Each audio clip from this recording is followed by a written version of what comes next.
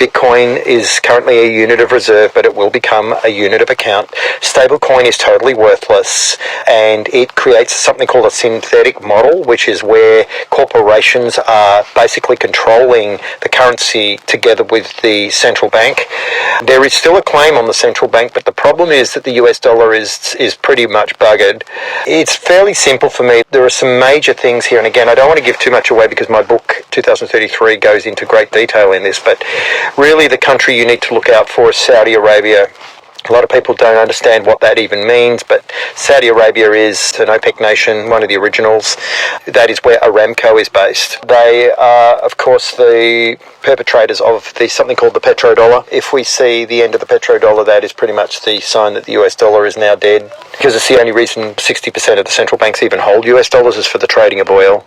What you're really going to see here is the debt of the United States grow from about 37 trillion to about 41 trillion. This will drive the price of gold to the stars, the price of silver to the stars because of its ratio trade against gold. It will drive Bitcoin beyond anyone's comprehension because Bitcoin is now strategic reserve of the US Treasury for good reason, probably because they don't have any gold reserves. And then you will find that the great surprise and shock is the one that I wrote about in my new book. They're going to do to Bitcoin what they did to gold at Bretton Woods 1944.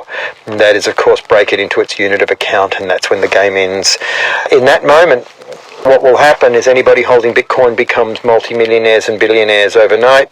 Anybody who doesn't have Bitcoin will get caught in currencies and promissory debt, and the world will march on to CBDC because that's what the Federal Reserve has been working on, but they will sit in stablecoin for a little while, propping up the failed US dollar with Bitcoin as the strategic reserve, trading its value against that of gold.